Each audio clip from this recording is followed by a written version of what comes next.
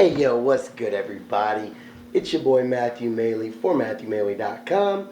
Well, I didn't get a chance to do this video before I headed out for the night, so I wanted to make sure I knocked it out now. So if anybody's going out to see a flick or wanting to rent something this weekend, I got you guys covered. So as you can tell, we're on the couch. It is Friday night and it's time for another weekly movie review.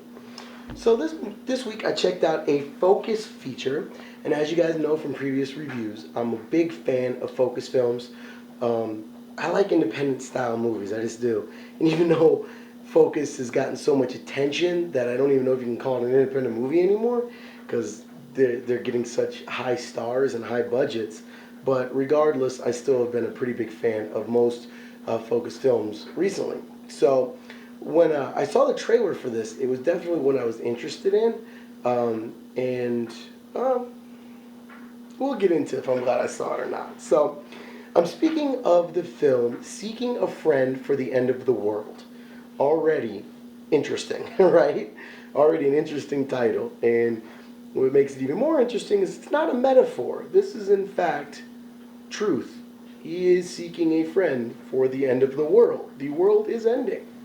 This stars Steve Carell, Kiera Knightley, as well as kind of extended cameos from Derek Luke, Mark Moses, a short cameo from Connie Britton, Rob Corddry,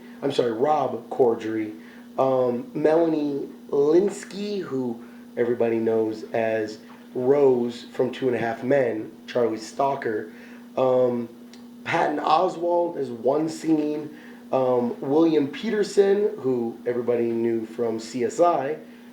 His name was Grisham, right? I believe. Bob Stevenson, and then very small parts. One was Bob Stevenson. Also, T.J. Miller, who is a comedian that I find is pretty damn funny. He was in the movie She's Out of Your League. And he also does a stand-up show called Mashup on Comedy Central, and it is so weird.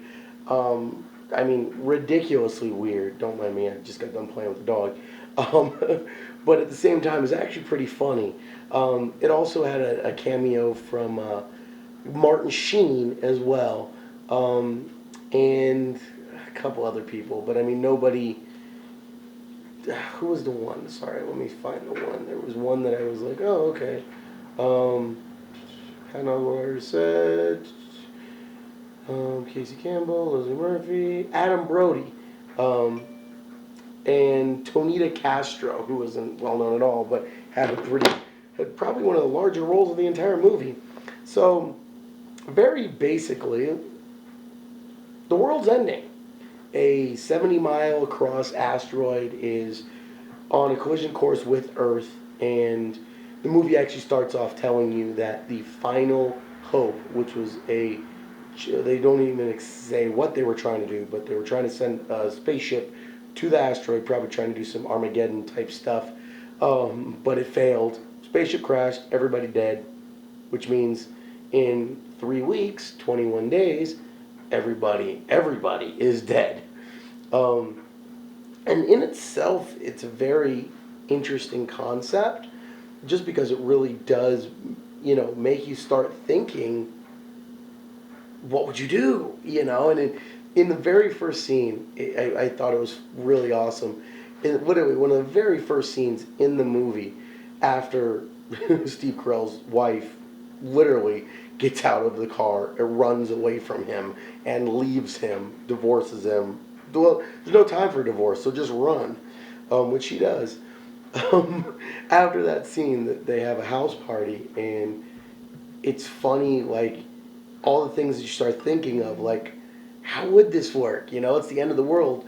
What are you going to do? And at this party, I mean, people are just having crazy unprotected sex because, hey, if you get pregnant or get a disease, it's not like it matters. You got 3 weeks to live. At one point, one of the funniest lines, because it seems possible, even though it's silly and sad in a way, but it seems possible. I mean, this is a middle upper class house party with Rod Corddry and Connie Britton, and all of a sudden somebody yells, "Oh, Christy brought the heroin!" Like, what? You know? But I'm sure a lot of people probably would do heroin, thinking, "Hey, the world's gonna end anyway. Might as well try it." So it was funny in the sense of it did kind of cross those bridges of what would you do, you know? Also, you know, brought up the different points of he keeps going to work and each day less and less people are there. And at one point they're offering a senior V or CFO position to anybody who wants it because there's like 5 people left in the company. And it's things like that that are actual issues that you would have to come up with and you'd have to think of if the world really was ending. But in the same sense, they're done from such a comedic perspective. It was hilarious. And I like that it really brings up and allows you to see multiple different perspectives. You know, you have the perspective of people who are just like that initial party who are just going crazy, doing anything and everything that they could ever think of that they would never usually do. But then you have the exact opposite, which is Steve Carell, who still is doing his exact routine. He still goes to work every morning. He still does his, you know, everything is normal. He's not changing anything, you know. Um, and he actually, after his wife leaves him, he actually puts up a flyer that says "Seeking a friend for the end of the world" next to need an assassin and have sex with a virgin were the two signs next to it. Um, so it's stuff like that that was actually pretty funny and pretty clever, you know. Um, so the meeting between Keira Knightley and Steve Carell comes after Keira Knightley is actually leaving her boyfriend, whatever he was. Um, and her main thing is she's trying to get back to see her family in England. But of course, she missed the last plane. So instantly, there is a connection because Steve Carell knows somebody who has a plane, and even though he hasn't been getting mail for months, in fact, it's been going to her. And once she gives him the mail, he finds a love letter from the one that got away, or at least the first one. Was a very funny line of he's looking through a box and Keira Knightley says, "Oh, is that the one that what got away?" And he says, "They all did. She was just the first." Pretty sad. So the rest of the journey is essentially escaping from a crazed mob, rescuing a puppy, and then proceeding to go about the countryside trying to find this woman and then get Keira Knightley to a plane to go see her family, since of course, all the airlines are grounded.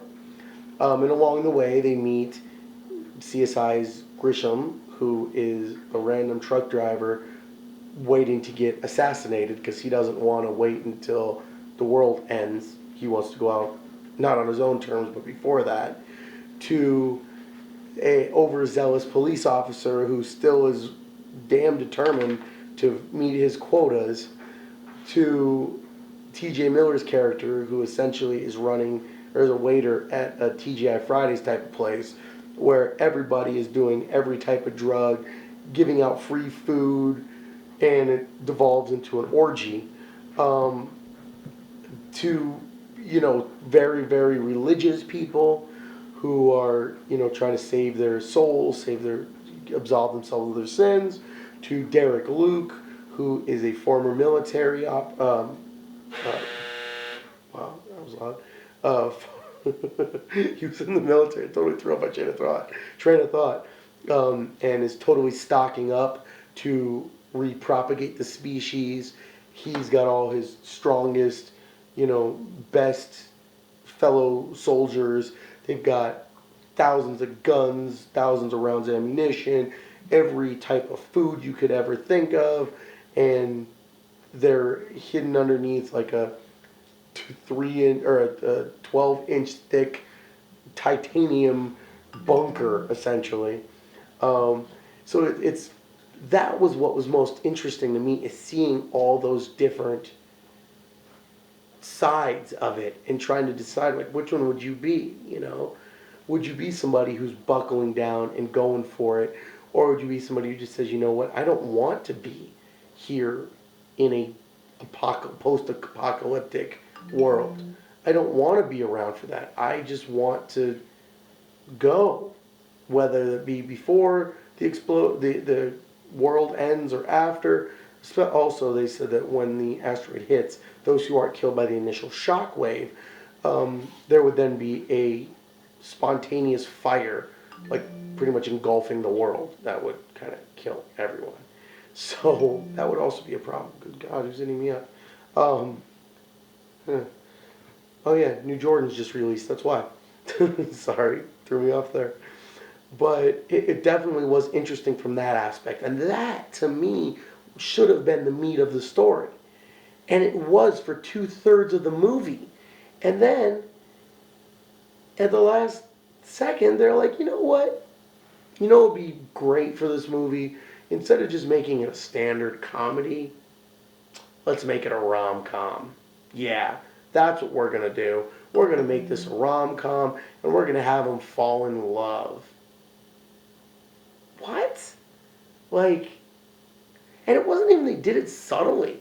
It was literally like, 1 second we're searching for this, you know, lost love of his life. We're trying to get her back to her family. She's just left her boyfriend. Oh, now they're in love. And I don't even feel like I'm spoiler alerting anything, because you see it in the previews. You can just tell what it's leading up to. But it was very disappointing that that's what it led up to me. Yet I have no issue with rom-coms. I like some rom-coms. I've said this multiple times. There are good rom-coms. The Invention of Lying, good rom-com. About a Boy, Love Actually, The Proposal, all good rom-coms. This was not. This was a good comedy for 2/3 of a movie. And then it was a bad romantic movie, in my opinion. So, I really wish that I could go back. I wish they had like an alternate ending on the DVD release, that we could go back and they don't fall in love. Sorry. Heard the dog, scared me, thought it was somebody outside. Was trying to figure out if I needed to grab a gun. Apologize for that dead air. But it really was just, it was disappointing, because I really felt that there was a lot of potential just based on the subject matter and finding a friend, not finding a love interest, not finding a love of my life. I don't know.